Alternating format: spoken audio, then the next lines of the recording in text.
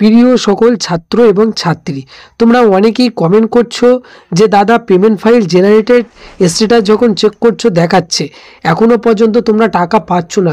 প্রায় অনেকেরই 3 মাস এবং অনেকেরই 6 মাস হয়ে গেছে, পেমেন্ট ফাইল জেনারেটেড দেখাচ্ছে, যখন স্ট্যাটাস চেক করছো আবার সেন্ড টু ব্যাঙ্ক দেখাচ্ছে। সো এই সমস্যা থাকলে তোমরা কি করবে, কি কারণে তোমরা টাকা পাচ্ছ না, নিউ আপডেট ওয়েবসাইট সমস্যা হচ্ছে না কি হচ্ছে সেটা তোমাদের কাছে শেয়ার করব।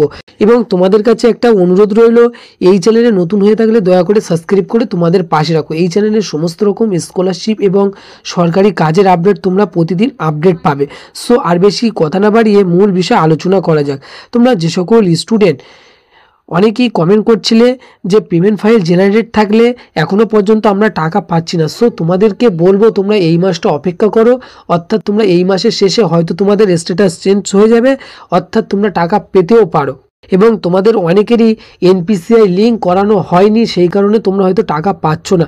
তবে তোমাদেরকে বলবো তোমরা অতি অবশ্যই তোমরা যখন স্ট্যাটাস চেক করবে তোমরা সরাসরি ওয়েবসাইটে গিয়ে তোমরা দেখবে, আইডি লগ ইন করার পরে তোমরা দেখবে এনপিসিআই লিঙ্ক তোমাদের করানো আছে কিনা। যেহেতু করানো না যদি থাকে সেই জন্য হয়তো তোমরা টাকা পাচ্ছ না এবং তোমাদের অনেকেরই স্ট্যাটাস চেঞ্জ হচ্ছে না।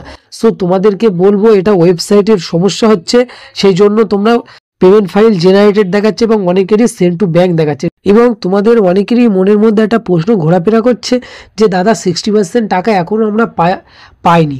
সো তোমাদেরকে বলবো 60% টাকাটা আমাদের কাছে, অর্থাৎ ইতিমধ্যে যে নিউজ বার হয়েছে তোমরা হয়তো এই মাসের শেষের দিকে তোমরা 60% টাকাটা পেয়ে যাবে। এবং তোমরা যে সকল স্টুডেন্ট এখনও পর্যন্ত 40%ও টাকা পাওনি, তবে তোমরা আগে 40% টাকা পাবে, তারপরে তোমরা 60% টাকাটা পাবে।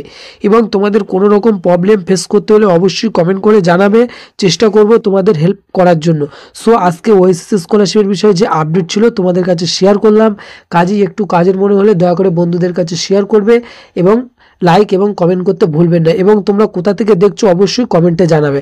আজকে প্রতিবেদন এখানেই শেষ করছি।